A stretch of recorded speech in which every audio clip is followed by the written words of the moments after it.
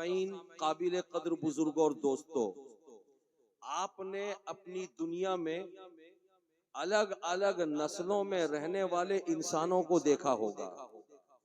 कभी आप YouTube खोलते हैं, मोबाइल खोलते हैं तो काले लोग दिखते हैं, कभी आप खोलते हैं तो गोरे लोग दिखते हैं, और कभी आप खोलते हैं तो सांवले लोग दिखते हैं। अरे बोलो, ऐसा है या नहीं? कभी आप मोबाइल खोलते हैं तो नाटे लोग दिखते हैं, और कभी आप खोलते हैं तो बोलो ना भाई, अरे नाटे के मुकाबले में क्या होगा? ऊंचा लंबा, तो बोलिए ना, लंबे लोग दिखते हैं। हजरात, ये इंसानों की शक्ल है, इंसानों की सूरत है, रंगो नस्ल है, जो पूरी दुनिया में करोड़ों और अरबों की तादाद में अल्लाह ताला ने इंसानों को बनाया। हजरात, इन तमाम इंसानों को ले लीजिए, हर इंसान को एक एक करके आप पूछिए तो वो किसी भी धर्म का हो, किसी भी मजहब का हो, वो अपने आप को हक वाला कहेगा, मैं ही हक पे हूं। अरे बोलो, चर्च पे रहने वाला अपने आप को हक पे कहेगा, मस्जिदों में जाने वाला अपने आप को हक पे कहेगा, मंदिरों में जाने वाला अपने आप को हक पे कहेगा। यानी कोई नाहक का लफ्ज इस्तेमाल करने वाला नहीं, सब अपने आप को हक पे कहने वाले। लेकिन ऐ किष्टोपुर आने वालों, मैं तुमसे पूछता हूँ, तुम कौन हो? हक पे हो या नहीं हो? अरे बोलो ना भाई, अरे हक पे हो या नहीं हो? अगर आप करबला के आका सरकार हुसैन पाक के गुलाम हो तो हक पे हो, बोलो सुभान अल्लाह। अगर आप बगदाद के गौस के गुलाम हो तो हक पे हो, अरे बोलो ना सुभान अल्लाह। अगर आप अजमेर के खाजा के गुलाम हो तो हक पे हो, अगर आप कटरा के शहनशाह सरकार दूल्हा के गुलाम हो तो हक पे हो, अगर आप सिद्दीक की सदाकत पर यकीन रखते हो तो हक पर हो, अगर आप उमर की अदालत पर हक यकीन रखते हो तो हक पर हो, अगर आप उस्मान गनी की सखावत पर यकीन रखते हो तो हक पर हो, अगर आप मौलाए कायनात शेर खुदा की शुजाअत व बहादुरी पर यकीन कामिल रखते हो तो हक पर हो। इसलिए कि इंसान अगर हक पर होता है तो बैकग्राउंड को देखा जाता है, बैकग्राउंड में कौन सी चीज है जो चीज इसको हक पे खड़ा करती है। हजरात, अगर इसको समझना चाहते हो तो आओ मैं आपको बताता हुआ गुजरूं। मैंने आपको इससे पहले भी बताया था, पूरी दुनिया में 6673 पहाड़ है, मगर तमाम पहाड़ों को एक यकसानियत तौर पर हर एक पहाड़ को मर्तबा और रुतबा हासिल नहीं है।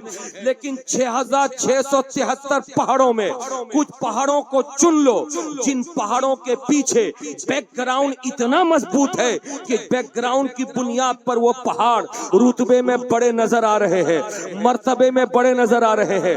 थोड़ी सी तवज्जो देना, मिंबर शरीफ पर जो उलमा बैठे हैं उनकी भी तवज्जो चाहूंगा। सरंदीप पहाड़ बहुत मर्तबे वाला है, चूंकि हजरत आदम अलैहिस्सलाम सरंदीप पहाड़ पर उतारे गए थे।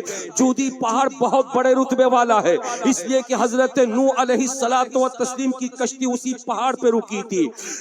पतूर नाम का पहाड़ बहुत मुकद्दस है, इसलिए कि हजरत मूसा अलैहिस्सलाम उसी पहाड़ पे जाकर के रब से शर्फे हम कलामी हासिल किया करते थे। पहाड़ों की दुनिया में आओ, हेरा नाम का पहाड़ बहुत रुतबे वाला है, इसलिए कि गारे हेरा में है।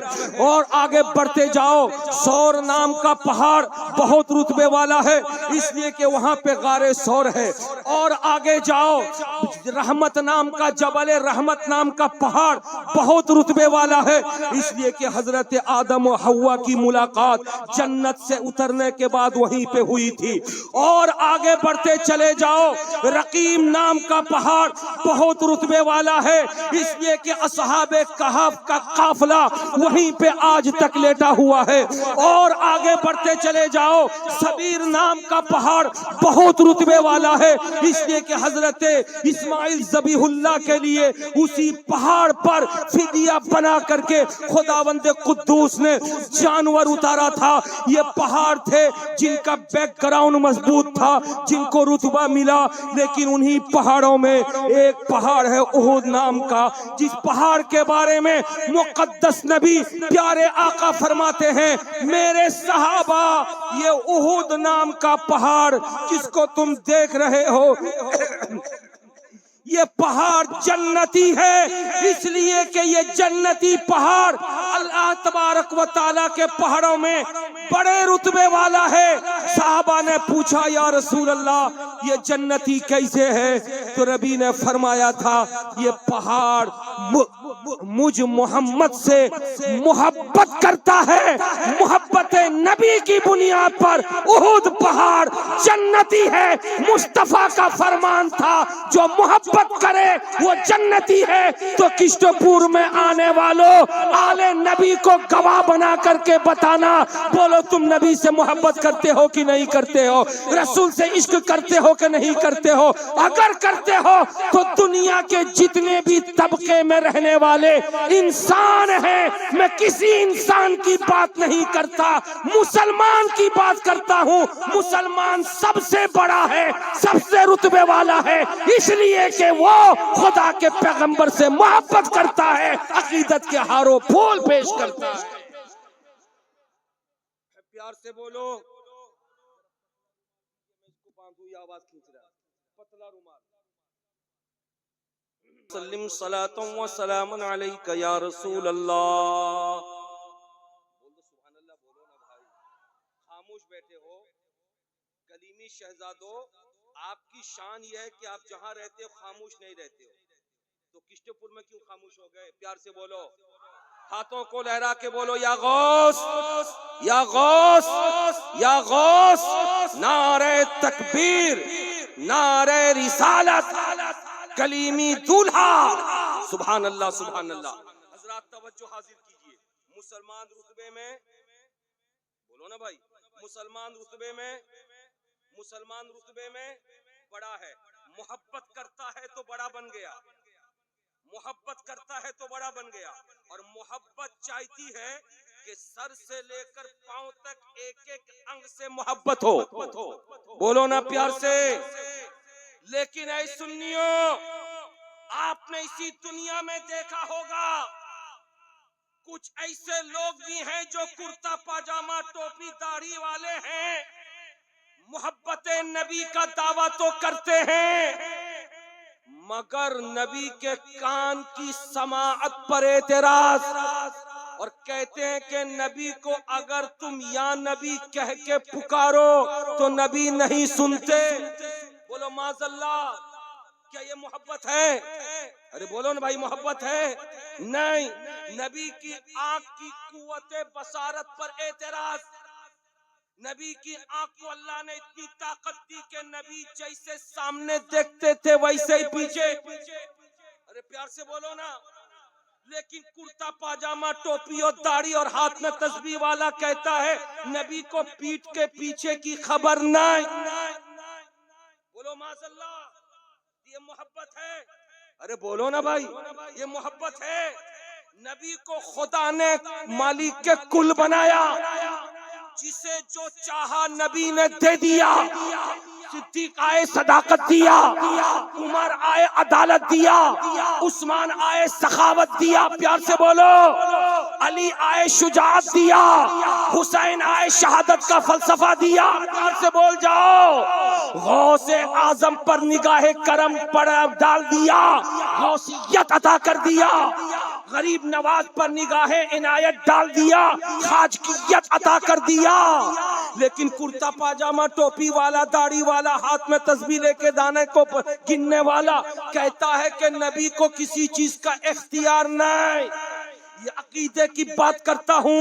एक कलीमी शहजादो, इस बात को यकीन के साथ आज सुनना, सिर्फ नाम के कलीमी मत बनना, अपने अकीदे को ठोस रखना, अपने अकीदे को मजबूत रखना। इसलिए कि याद रखो, अगर पीर का फैजान चाहते हो तो जब तक अकीदा दुरुस्त न होगा तो फैजान कलीमी जारी न होगा। अगर फैजान कलीमी को तुम चाहते हो तो अकीदे को ठोस रखो। तो उन कुर्ता पाजामा टोपी दाढ़ी वालों को बता दो कि तू अगर मोहब्बत नबी का दावेदार है तो तू गलत है। मोहब्बत का तकाजा ये है कि मुस्तफा जाने रहमत के चेहरे से भी मोहब्बत हो, उनकी आंखों से भी मोहब्बत हो, उनकी पेशानी से भी मोहब्बत हो, उनके दस्ते मुबारक से भी मोहब्बत हो, उनकी उंगलियों से भी मोहब्बत हो, उनके शिकमे पाक से भी मोहब्बत हो, उनके सरे मुबारक से भी मोहब्बत हो, उनकी जिंदगी से भी मोहब्बत हो, उनकी कब्र से भी मोहब्बत हो, उनकी जात से भी मोहब्बत हो, उनकी आल से भी मोहब्बत हो, उनसे भी मोहब्बत हो, औलाद से भी मोहब्बत हो। अगर वाकई ऐसा है तो सुन ले, तू सुन्नी है। और अगर ऐसा नहीं, तू वहाबी हो सकता है, देवबंदी हो सकता है, लेकिन सुन्नी नहीं हो सकता। अगर नहीं हो सकता तो सुन ले, रुतबे में तू कुछ भी नहीं है, लेकिन मेरा सुन्नी नबी पर अपने इश्क, अपने प्यार, अपनी मोहब्बत की ऐसी बौछार करता है, कहता है या रसूल अल्लाह, मैं एक क्या हूँ, अगर हजारों जान खुदा दे दे तो एक एक करके आपके कदमे नाज पर डालता चला जाऊंगा। प्यार से बोलो। और जो बड़ा बन जाता है, खुदा ने उसी के लिए जन्नत की बहारें बनाई हैं। आला हजरत लिखते हैं, तुझसे और जन्नत से क्या मतलब, वहां भी दूर हो, हम रसूलुल्लाह के, जन्नत रसूलुल्लाह की। अर्शे हक है, मसनदे रिफात रसूलुल्लाह की, देखनी है हश्र में इज्जत रसूल। जब आप बड़े बन गए, अरे बोलो ना भाई, बड़े बन गए, अब्बा घर में बड़े हैं ना, अरे बोलो ना भाई, अब्बा घर में बड़े हैं कि आप बड़े हैं, अरे बोलो ना। यहाँ महफिल में कौन बड़ा है? अबे अब्बा बेटा साहब जो भी सुन्नी सब बड़े रुतबे में, अरे बोलो ना भाई, रुतबे में सब बड़े, जो भी सुन्नी रुतबे में बड़ा, पीर भी बड़े, मुरीद भी बड़ा, इमाम भी बड़ा, मुक्तदी भी बड़ा, अरे बोलो ना भाई, प्यार से बोलो ना। टीचर भी बड़ा, स्टूडेंट भी बड़ा, सब बड़े। और जो बड़े होते हैं वो जिम्मेदारी निभाते हैं। एक बात मुझको बोलो, बताओ, आपको फिक्र होती है कि अम्मा दोपहर में क्या बनाएगी? आपको फिक्र होती है कि अम्मा रात में खाना क्या बनाएगी? आपको फिक्र होती है कि नाश्ते में क्या बनाएगी? अरे बोलो, फिक्र होती है? नहीं। नाश्ते का टाइम हुआ, माँ नाश्ता लाओ, खाने का टाइम हुआ, माँ खाना लाओ, रात का खाने का वक्त हुआ, माँ खाना लाओ। क्या बनाना है ये मैं नहीं जानता, अब्बा जानते हैं, अम्मा जानती है। इसलिए कि जो बड़ा होता है जिम्मेदारी वही निभाता है। हजरात, अगर इस बात को आपने समझ लिया है तो मुझे कह लेने दो, जब खुदा ने मोहब्बत नबी के तुफैल आपको बड़ा बनाया है, मुझको बड़ा बनाया है, तो हम सब पर कुछ जिम्मेदारी आयद होती है। उस जिम्मेदारी को निभाना ये आप पर भी जरूरी है, ये मुझ पर भी जरूरी है। उस जिम्मेदारी को कायम रखना ये आप पर भी जरूरी है, मुझ पर भी जरूरी है। जिम्मेदारी को निभाने के लिए हम और आप चलो आगे बढ़ते हैं, और जब आगे बढ़ते हैं तो माँ भी आगे बढ़ेगी, बाबा भी आगे बढ़ेगा, और बढ़ने के बाद जिम्मेदारी निभाएगा। लेकिन जिम्मेदारी कैसे निभाएगा? जिम्मेदारी निभाने के लिए हमें कुछ सहारे की जरूरत है। वो सहारा अल्लाह ताला ने अता कर दिया अपने महबूब के तुफैल, और जब अता किया है तो अल्लाह के रसूल फरमाते हैं, क्या फरमाते सुनो, ऐ मेरे सहाबा, मैं दुनिया से जा तो रहा हूँ मगर तुम्हारे बीच में दो चीजें छोड़ के जा रहा हूँ। साहबा ने पूछा, या रसूल अल्लाह वो कौन सी दो चीजें हैं? नबी फरमाते हैं कि एक मेरे अहले बैत हैं, मेरे घर वाले हैं, दूसरा अल्लाह ताला का मुकद्दस कुरान है। अरे प्यार से बोलो, एक है मेरे घर वाले और दूसरा अल्लाह का, अरे प्यार से बोलो, अल्लाह का मुकद्दस कुरान। हजरात, आज तो अल्लाह के घर वाले बैठे हमारे सामने, कछौचा चले जाओ नबी के घर वाले, कटरा शरीफ चले जाओ नबी के घर वाले, मारारा शरीफ चले जाओ नबी के घर वाले, हजरात ये तो हम दुनिया में नबी के घर वालों को देख रहे हैं, अगर कब्रों में देखना हो, बगदाद चले जाओ नबी के घर वाले, अजमेर चले जाओ नबी के घर वाले, पंडवा चले जाओ नबी के घर वाले, ये नबी के घर वाले हैं। इनको हम जब तलाश करते हैं, कटरा जाते हैं तो ये हमें मिलते हैं, या जब हम गुजारिश करते हैं ये हमारे यहाँ तशरीफ लाते हैं तो हमें मिलते हैं। लेकिन खुदा का मुकद्दस कुरान वो हमारे घर में मौजूद है, हमारे ताक पर मौजूद है। लेकिन इंसाफ के साथ बताना, रसूलुल्लाह की औलाद का दीदार करने वालों, नबी के शहजादे को माथे की आंखों से देखने वालों, जरा कलेजे को हाथ में लेकर बताना, महीने में कितनी मर्तबा कुरान का दीदार करते हो? जरा इंसाफ के साथ बताना, महीने में कितनी मर्तबा कुरान खोल के तिलावत करते हो? मैं सिर्फ तुमसे नहीं पूछ रहा हूँ, जहाँ मर्दों से पूछ रहा हूँ वहाँ पाकीज़ा औरतों से भी पूछ रहा हूँ।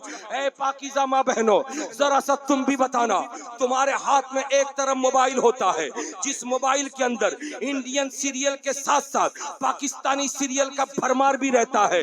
बोलो बोलो, सीरियल को त्याग के, सीरियल को लात मार के दिन भर में कितनी मर्तबा कुरान की तिलावत करती हो? बताओ जरा सा, हफ्ते में कितनी मर्तबा कुरान खोलती हो? जरा बताओ, महीने में कितनी मर्तबा कुरान खोलती हो? हजरात, आज हिंदुस्तान के हालात खराब हो गए। आज नौजवानों मेरी तरफ मुतवज्जे होना, ये भूल भूलैया में मत रहना कि हिंदुस्तान में हम चैनो सुकून की रोटी खा रहे हैं तो आने वाले दिनों में भी चैनो सुकून की रोटी खाते रहेंगे। नहीं नहीं, 2014 से जो हालात खराब हुए वो जू की तू हालत नहीं है, हालात खराब होते चले जा रहे हैं। अभी संभल में आपने देखा, मस्जिद के ऊपर हमला जब किया गया तो 5 मुस्लिम नौजवानों को गोलियों से भून दिया गया। अल्लाह करे हमारे इलाके में ऐसी नौबत ना आए, मगर याद रखो, आपकी बदअमली, मेरी बदअमली, नमाज से दूरी, मस्जिद से दूरी, कुरान से दूरी, मजहब से दूरी, सिर्फ नाम के मुसलमान अगर बन के रहेंगे तो याद रखो वो दिन भी आ जाएगा जिस दिन के बारे में हम सोच भी नहीं सकते।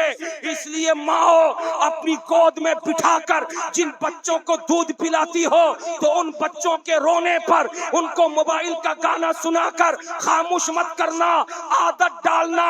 बीबी फातिमा ज़हरा जब हसन और हुसैन को गोद में बिठा के दूध पिलाती थी तो हसन हुसैन जब नाराज हो जाते थे तो फातिमा कुरान की तिलावत सुना करके हसन हुसैन को राजी करती थी। अगर कनीज हो फातिमा की, तुम भी आदत डालो, जब तुम्हारे बच्चे नाराज हो के रोने लगे तो तुम तरन्नुम में सूरह फातिहा सुनाओ, सूरह अखलास सुनाओ, सूरह नास सुनाओ, सूरह हुद सुनाओ। मेरा यकीन कहता है कुरान तरन्नुम में सुनाती जाओगी, बच्चा सुन सुन के खामोश होता चला जाएगा। नारे तकबीर, नारे रिसालत, फैज़ान कुरान, अज़मत मुस्तफा, अज़मत अहले बैत, नारे तकबीर, नारे रिसालत।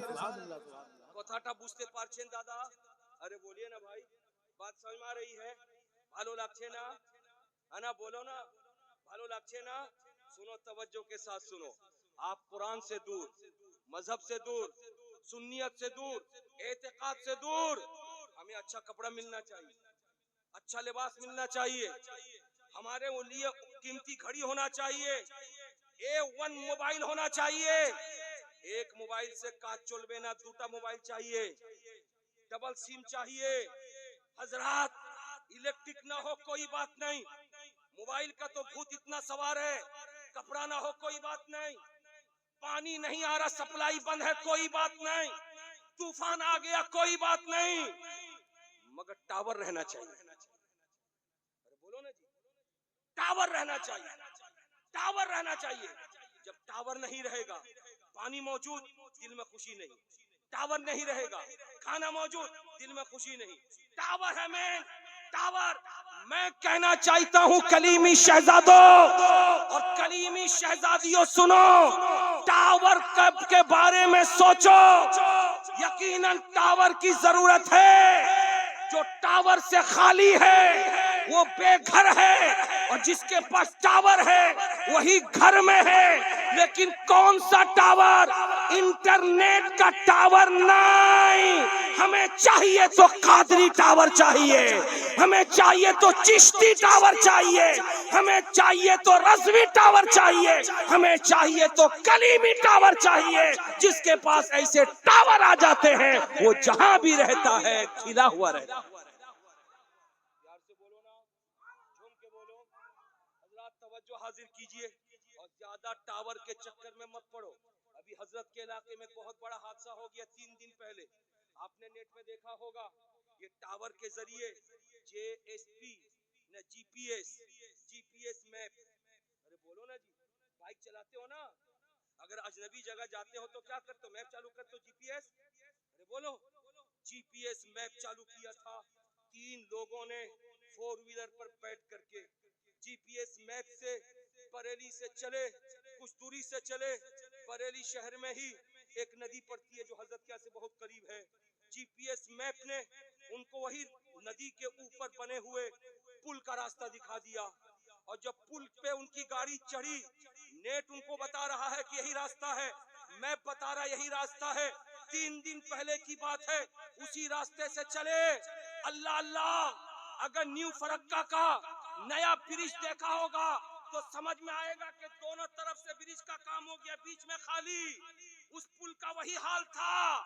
अल्लाह अल्लाह, स्पीड 120 की स्पीड से रात के अंधेरे में 3 लोग एक ही घर के जो 4 व्हीलर से चले, तो वो पुल मुकम्मल न हुआ था, वो पुल अनकम्प्लीट था, वो पुल बिल्कुल बीच से कटा हुआ था।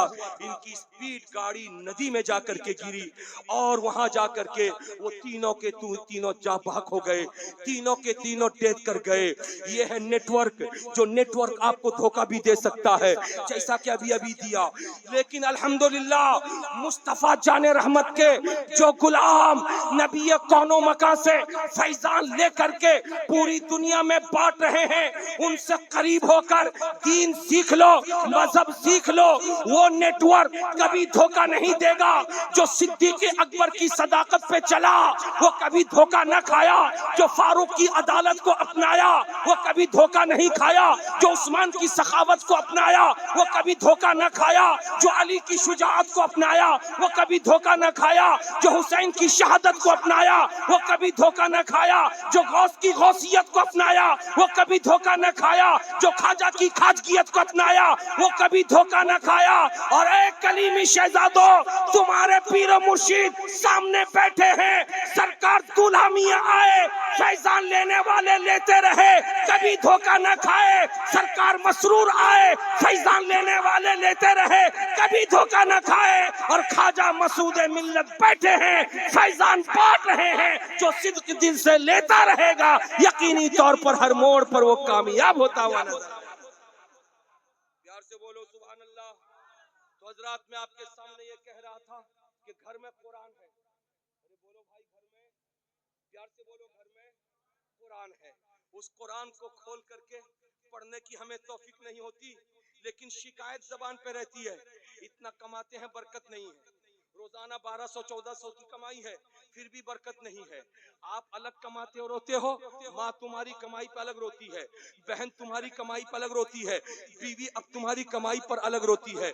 मैं माँ बहनों को मुतवज्जे करके ये कहना चाहूंगा, ये तुम्हारा बेटा पसीना बहाता है, ये बाहर काम करता है, ये तुम्हारा शौहर बाहर काम करता है, ये तुम्हारा भाई बाहर काम करता है, ये जाफिशानी बर्दाश्त करता है, तकलीफ बर्दाश्त करता है, पसीना बहाता है, वो वह मेहनत करता है। अगर तुम उसकी कमाई में बरकत चाहती हो तो घर में पैसा भेजता है तो सिर्फ और सिर्फ मोबाइल पेर के, नेटवर्क चला के, सीरियल देख के अपना वक्त बर्बाद न करना। नमाज की पाबंदी करके, रोजाना कुरान की तिलावत करके अपने बेटे की कमाई की बरकत की दुआ करना, शौहर की कमाई की बरकत की दुआ करना, बाप की कमाई की बरकत की दुआ करना। मैं यकीन कामिल के साथ हुजूर ख्वाजा मसूद मिल्लत को गवाह बनाकर ऐलान करता हूँ, जो दुआ सिद्क दिल से माँ करेगी उस दुआ की कबूलियत में कोई शक नहीं है। बहन की दुआ भाई के हक में, माँ की दुआ बेटे के हक में, बीवी की दुआ शौहर के हक में कबूल होगी। कम कमा के लाएगा, इतनी बरकत होगी कि सारा काम मुकम्मल होता हुआ। में कितनी बरकत है। अगर बरकत देखना चाहते हो तो तवज्जो हाजिर करो। अल्लाह अल्लाह, एक जगह पे जलसा होने वाला था।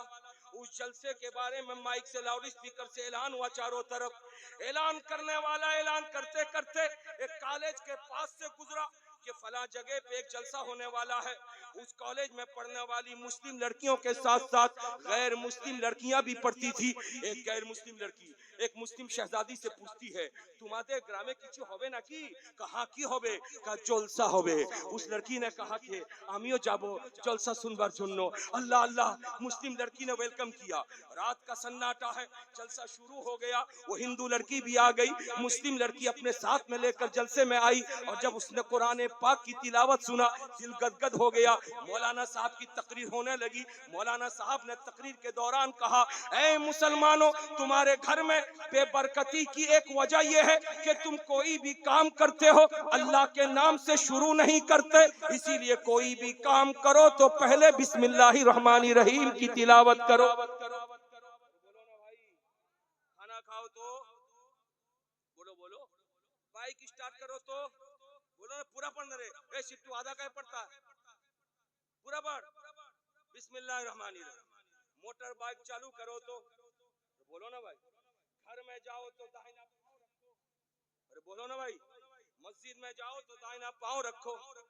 बिस्मिल्लाहिर्रहमानिर्रहीम।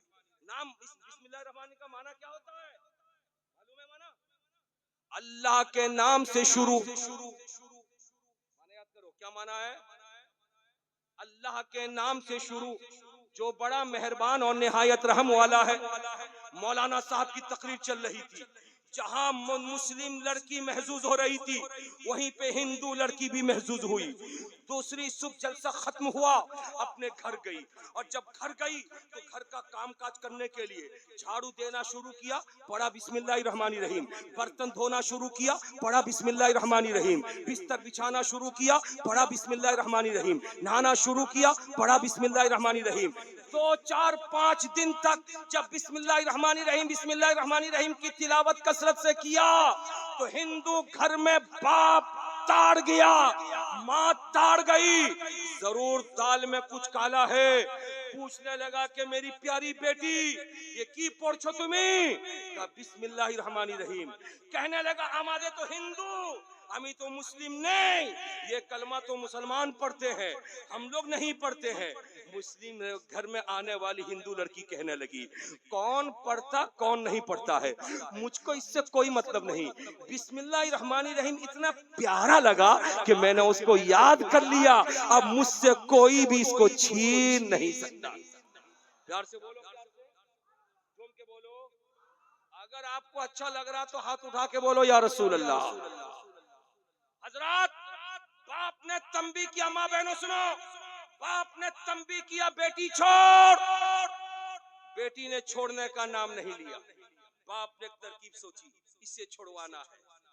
उसने क्या किया, अपनी बेटी को अपनी एक सोने की अंगूठी थी, वो अंगूठी निकाल करके दे दिया और कहा कि बेटी इसे रख देना, जब मैं मांगू तो मुझको दे देना। बेटी ने कहा बिस्मिल्लाहिर्रहमानिर्रहीम, हथेली बढ़ा दिया।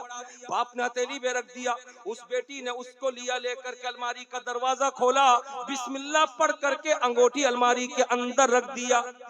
बेटी हटी, बाप करीब गया, चुपके से अलमारी खोला, अंगूठी लिया और लेकर के सामने वाले दरिया में फेंक दिया। अल्लाह अल्लाह, बेटी को कुछ भी पता नहीं है। दाम सामने वाले दरिया में फेंक दिया और फेंक करके बाहर चला गया।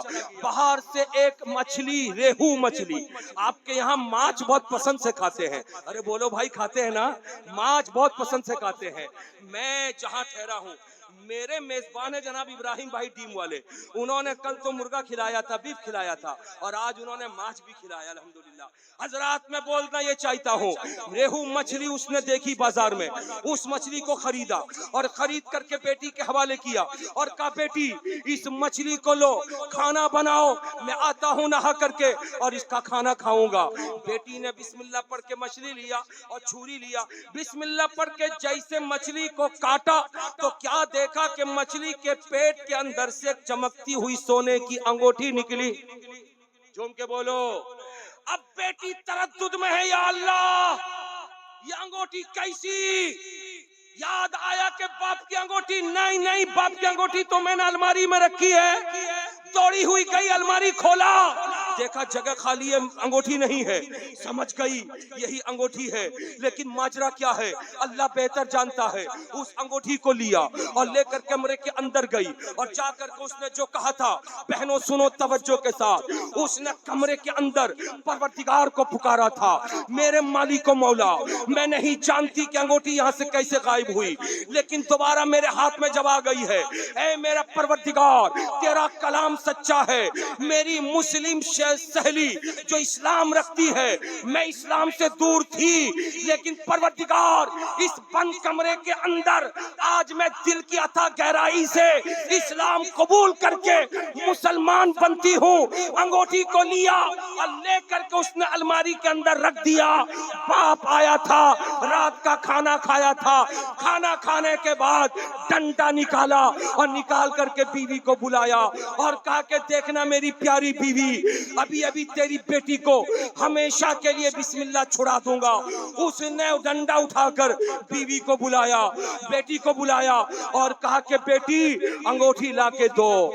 जैसे बेटी अलमारी की तरफ गई, बाबा खुश होने लगा, कहने लगा देखो खुशी से तो गई है मगर खाली हाथ वापस आएगी और कहेगी बाबा अंगूठी कहाँ है मुझको पता नहीं, मैंने रखा तो था। अब मैं डंडा उठाऊंगा और पीटूंगा और कहूंगा बिस्मिल्लाह पढ़ना याद रहता है, मगर अंगूठी तूने कहाँ रखी तुझको याद नहीं है। लेकिन हालात बदल गए थे। वो लड़की मुस्कुराती हुई अंगूठी लेकर के आई, बाप के हाथ में दिया। बाप ने हथेली पे अंगूठी लिया और लेकर के एक नजर लड़की को देखता है, दूसरी नजर अंगूठी को देखता है, एक नजर ले बेटी को देखता है, दूसरी नजर अंगूठी को देखता है। देख करके पूछता बेटी बोल ये अंगूठी तू कहां से लाई, बेटी बोल अंगूठी तू कहां से लाई, बेटी बोल अंगूठी तू कहां से लाई। अभी वो पूछ रहा था, बेटी तो खामोश थी मगर गैब से आवाज आती है, ओ अल्लाह के बंदे बेटी से जिरा मत कर। तूने बेटी को अंगूठी दिया था, बेटी ने अलमारी में रखा था, तूने गायब करके दरिया में लेके फेंका था। खुदा की मखलूक मछली दरिया में रहती है, अल्लाह ने मखलूक मछली को हुक्म दिया था उस अंगूठी को निकल जा, वो अंगूठी निकल गई थी। एक शिकारी जाल फेंका था, वही मछली पकड़ में आई थी, वो शिकारी बाजार ला के बेचा था, तू ही खरीदार बनकर के गया था, मछली घर लाया था, बेटी के हवाले किया था, बेटी ने गले को चाक किया था, अंगूठी मिल गई थी। इतना सुनना था, 3 फीट जमीन को छोड़ा और छोड़ करके जप लिया और कहा बेटी अब देर मत कर, मुझको कलमा पढ़ा के मुसलमान बना दे। बेटी बोल रही थी बाबा किस बुनियाद पर कलमा, तो बाबा कह रहा था कि मैंने सुना है पूरे कुरान में 6666 आयतें हैं, लेकिन बिस्मिल्लाहिर्रहमानिर्रहीम एक आयत है। जब एक आयत का इतना पावर है तो पूरे कुरान का कितना पावर होगा। नारे तकबीर, नारे रिसालत, फैजान कुरान, अजमत अहले बैत, फैजान हुजूर मसरूर मियां, नारे तकबीर, नारे रिसालत, सुभान अल्लाह, सुभान अल्लाह। इसलिए मैं कहना चाहता हूँ माँ बहनों, कुरान की घर में तिलावत करो, नमाज की पाबंदी करो, अपने बच्चों के हक में दुआएं करो, इसलिए कि कल के बच्चे और थे, आज के बच्चे और हैं। कल के बच्चे जो थे वो आपकी बात मानते थे। जब हम लोगों का बचपना था उस बचपने को आपने देखा होगा, लेकिन आज का जो बचपना है उसको भी आप देखते हुए नजर आ रहे हैं। हजरात आज बेअदबी, आज गुस्ताखी, आज बच्चों का माँ बाप को नेगलेक्ट करना ये आम होता जा रहा है। इसीलिए मैं कहता हूँ किसी इलाके से गुजर जाओ, अगर आलिम उलमा की इज्जत हो, अगर दाढ़ी वालों की टोपी वालों की इज्जत हो, तो समझ जाना इस इलाके के लोग अपने माँ बाप की इज्जत करते हैं। और जिस इलाके में बड़े लोगों की इज्जत ना हो, उम्र दराज लोगों की इज्जत ना हो, तो समझ जाओ उस इलाके के लोग अपने माँ बाप की इज्जत नहीं करते होंगे। आज हालात बदले हुए हैं। मैं कहना यह चाहता हूँ, आज कलीमी शहजादों अपने पीरो मुर्शिद के सामने बैठे हुए हो, पीरो मुर्शिद क्या देते हैं? इस्लाम देते हैं। पीरो मुर्शिद क्या देते हैं? फलसफा इस्लाम पेश करते हैं। पीरो मुर्शिद क्या करते हैं? तुम अगर भटके हुए हो तो तुमको राह रास्त पे लाके खड़ा करते हैं। पीरो मुर्शिद क्या करते हैं? रसूल का इश्क तुम्हारे सीने में साइकिल करते हैं। पीरो मुर्शिद क्या करते हैं? माँ बाप का अदब व एहतराम बताते हैं। पीरो मुर्शिद क्या करते हैं? बेनमाजी हो तो नमाज पढ़ने की तलकीन करते हैं। पीरो मुर्शिद क्या करते हैं? अगर तुम इस्लाम से अलग हो गए हो तो तुम्हारे कदम को इस्लाम की दहलीज पे लाके खड़ा कर देते हैं, ताकि तुम सिर्फ नाम के मुसलमान न रहो। इसलिए कि नाम का जो मुसलमान है वो जब तक दुनिया में है तब तक चल रहा है, लेकिन जब काम का मुसलमान बन जाएगा तो कब्र में जाएगा तो हिफाजत ही हिफाजत होती रहेगी, राहत ही राहत मिलती रहेगी, आराम ही आराम मिलता रहेगा। इसीलिए मैं कहना ये चाहता हूँ कि अच्छे मुसलमान बन जाओ। जब तुम अच्छे मुसलमान बन जाओगे तो जिस तरफ जाओगे तुम्हारा ही डंका बजता हुआ नजर आएगा। हजरात मुकर्रम, आज मैं एक बात बताना चाहता हूँ। आज हमारे घरों में माँ बहनें बेटियां जो रहती हैं, इनकी हिफाजत की जिम्मेदारी किसकी है? अरे बोलो ना, अरे बोलो। अगर अच्छे भाई हो तो तुम्हारी बहन अगर बहक रही हो तो तुमको कहीं पे मुंह दिखाने के तुम लायक नहीं। अगर अच्छे बाप हो तो तुम्हारी बेटी अगर गैर महरम से मुआशका चला रही हो तो तुम बाजार में बैठ के मुंह उठा के बात करने के लायक नहीं हो। अगर अच्छे शोहर हो तो तुम्हारी बीवी अगर बहक रही हो तो कहीं पे तुम सीना तान के बात करने के लायक नहीं। इसीलिए अल्लाह ताला ने मर्दों को हाकिम बनाया। तुम्हारी हुकूमत चले औरतों पे, तुम्हारी हुकूमत चले माँ बहनों पे। अगर बीवी है तो शौहर हुकूमत करे, माँ है तो अब्बा हुकूमत करे, है या नहीं? लेकिन उल्टा हो रहा है भी, बेचारा मर्द है तो वो नीचे दबा हुआ औरत की हुकूमत चल रही। अरे बोलो ना, मर्द कहता है कि एटा होबे, औरत कहती ना एटा होबे ना ओटा होबे। बेचारा मर्द सिलेंडर, अरे बोलिए ना, मर्द सिलेंडर, एटा नहीं ओटा, बीवी जो बोल दे वही आखिरी लकीर है। इसीलिए मर्द बीवी से डरता नजर आ रहा है। अब बीवी के सामने जिसका नहीं चलता है वो मस्जिद में इमाम साहब के ऊपर चलाता है। इमाम साहब मौजिन साहब के ऊपर, ओ मौजिन साहब झाड़ू का नहीं दिया, ओ इमाम साहब इतना टाइम हो गया, टाइम हो गया तो क्यों नहीं अजान दिया अब तक। जिसका घर में न चलता हो वो मौजिन पे चलाएगा, इमाम पे चलाएगा, मौलाना पे चलाएगा और चाय खाने पे बैठ करके लंबी लंबी बात करेगा, लंबी लंबी। हजरात, आज के दौर का तकाजा है कि बेटों को भी पढ़ाओ, बेटियों को भी पढ़ाओ, लेकिन सिर्फ कॉलेज और यूनिवर्सिटी और स्कूलों में एडमिशन करके या किसी जगह ट्यूशन लगा के हाथ पे हाथ डाल के बैठे न रहो, बल्कि इन बच्चियों के एडमिशन के बाद इनकी निगरानी भी करते रहो। ये कितने बजे निकलती हैं, कितने बजे आती हैं, कहाँ जाती हैं, मोबाइल का इस्तेमाल कैसे करती हैं, ये जिम्मेदारी मर्दों की है, ये जिम्मेदारी बच्ची की माँ की है। इसलिए कि हालात इतने खराब हो चुके हैं कि आज के दौर में एक लड़की को बनाओ सिंगार के लिए उस सामान चाहिए, एक लड़की को मोबाइल में रिचार्ज करने के लिए पैसा चाहिए। बाप इतना पैसा नहीं दे पाता कि बनाओ सिंगार का सामान खरीद सके, बाप इतना पैसा नहीं दे सकता कि जियो का रिचार्ज 780 रुपए 84 दिन के लिए कर सके। ऐसे हालात में सीरियल देख देख करके लड़की आपे से बाहर है, कोई चीज पसंद नहीं। पाकिस्तानी सीरियल में जैसा लिबास पहनती है डांसर, वैसे लिबास इसको चाहिए। अब कहां से लाएगी? बाप तो गरीब है, पैसा नहीं देता, भाई के पास पैसे नहीं, कहां से ला के देगी? ऐसे हालात में जो हमें रिपोर्ट मिलती है वो रिपोर्ट जान को ले लेने वाली रिपोर्ट है। उस रिपोर्ट का एक हिस्सा मैं आपके सामने पेश करता हूँ। ये पेश करके बताना चाहता हूँ कि आज के दौर में संभलने की जरूरत है।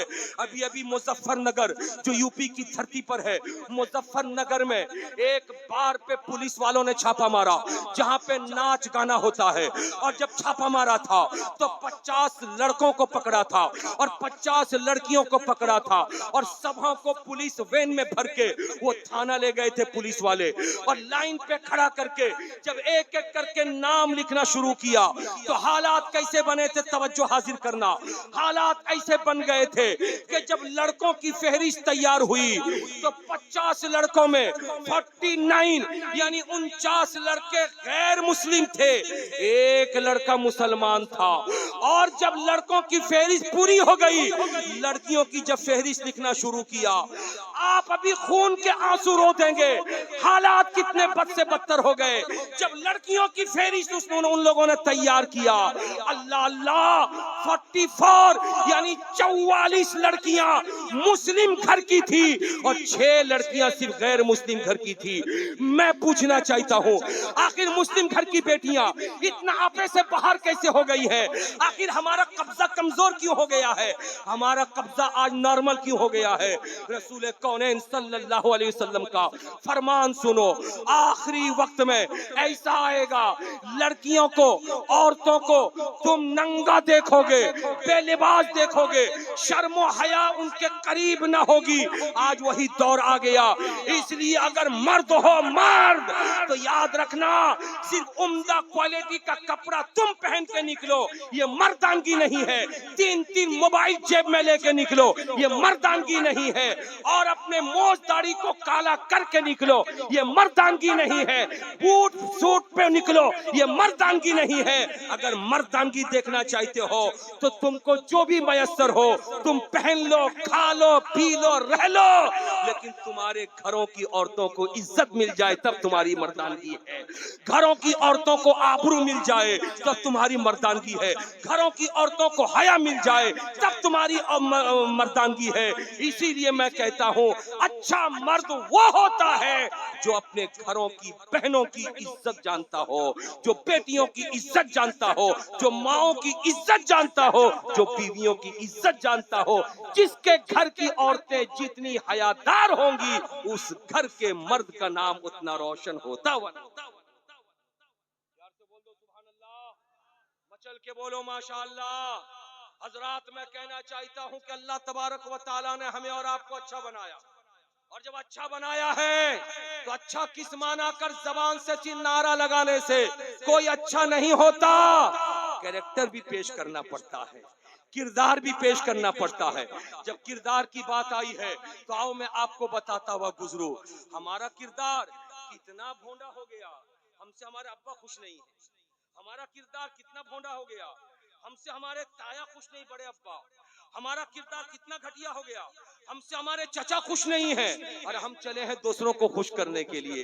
मियाँ अपने घर को पहले खुश कर लो, अपनी माँ को पहले खुश कर लो, अपने अब्बा को पहले खुश कर लो, अपने ताया को पहले खुश कर लो, अपने चचा को पहले खुश कर लो, अपने भाइयों को पहले खुश कर लो। जो खानदान वालों को खुश करता है वही बाहर वालों को भी खुश करता है। लेकिन हालात ऐसे बन गए हैं, हमारे लिए मोहल्ले के दोस्त प्यारे हैं, हमारे लिए अपने साथ काम करने वाले प्यारे हैं, उनके साथ वक्त गुजारेंगे मगर अब्बा को वक्त नहीं देंगे, उनके साथ टाइम बिताएंगे मगर अब्बा को टाइम नहीं देंगे। कितने ऐसे लड़के हैं, जरा सा अपने गरीबान पे मुंह डाल के देखे कि 24 घंटे में 1 घंटा अम्मा के पास अब्बा के पास टाइम देते हो।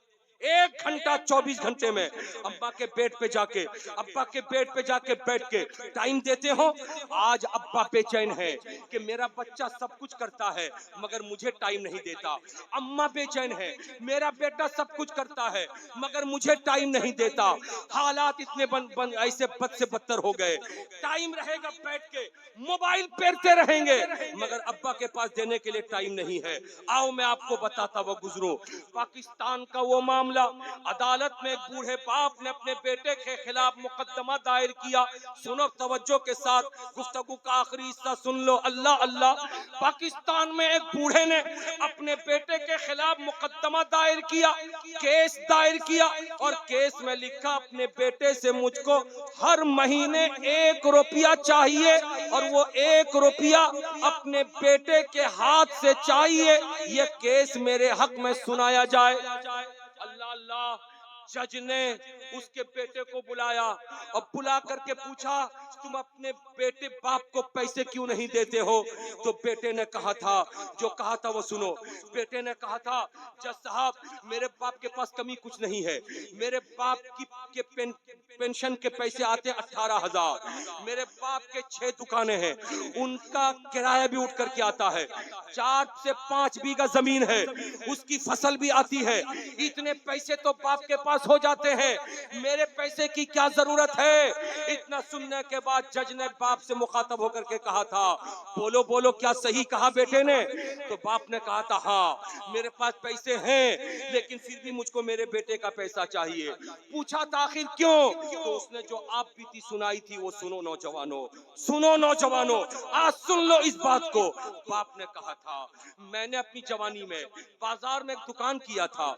मैं जब बूढ़ा हो गया तो एक इकलौता बेटा था, उसके हवाले मैंने दुकान कर दिया। मेरा बेटा दुकान को इतना बढ़ाया कि 8-8 मजदूर रख लिए। इतना बिजी हो गया, सुबह सो के उठता है, दुकान जाता है, दोपहर में आता है, खाना खा के फिर दुकान जाता है, रात में जब आता है मैं सो चुका होता हूँ। बेटा आकर अपनी बीवी बाल बच्चों के साथ अपना टाइम गुजार के सो जाता है। अपने बेटे को देखे हुए मुझको 15-15 दिन गुजर जाते हैं, मैं अपने बेटे को देख नहीं पाता। यही वो बेटा है, जब ये बच्चा था उस बेटे को बगैर देखे मैं लुकमा नहीं उठाता था। यही वो बच्चा है जिस बच्चे को गोद में बगैर लिए मैं घर से बाहर नहीं निकलता था। यही वो बेटा है जिस बेटे को कंधे पे बिठा करके मैं दूसरों पर फख्र किया करता था। लेकिन ये बेटा है, मुझ बूढ़े का ख्याल नहीं करता। ये बेटा, इस बात का एहसास इसको नहीं होता कि मेरे बाप से 15 दिन हो गए मुलाकात नहीं है। ऐसे आलम में मैं चाहता हूँ कम से कम 1 रुपया महीने में मेरे पास ला करके दे, वो भी अपने बेटों के हाथ से न भेजे, दुकान के वर्कर के हाथ से न भेजे, अपनी बीवी के हाथ से न भेजे, बल्कि वो खुद आए मेरे पास, मुझको दे। कम से कम 1 महीने में अपने बेटे को दिल खोल करके मैं आधे घंटे 1 घंटे के लिए देख तो लूं। अल्लाह अल्लाह। बोलो बाप का दर्द कैसा था। जवानों, तुमको समझ में नहीं आएगा, जब तुम बाप बनोगे, तुम्हारी जब औलाद होगी, तब तुमको समझ में आएगा कि बेटा किसे कहते हैं, बाप किसे कहते हैं। हजरात, एक बाप से पूछो, बाप की तमन्ना बेटा है, बाप की आरजू बेटा है, बाप की खुशी बेटा है, बाप की राहत बेटा है, बाप का चैन बेटा है, बाप का सुकून बेटा है। याद रखना, बूढ़े बाप के कमरे में रोजाना बिला नागा रात में सोने से पहले 10 मिनट के लिए सही जाना, बाप के बेड पे बैठ करके बाप के पांव में हाथ मारना, माँ के कमरे में जाना, माँ के बिस्तर पर बैठ के हाथ में तेल लेकर के माँ के सर पे 10 मिनट के लिए मालिश करना।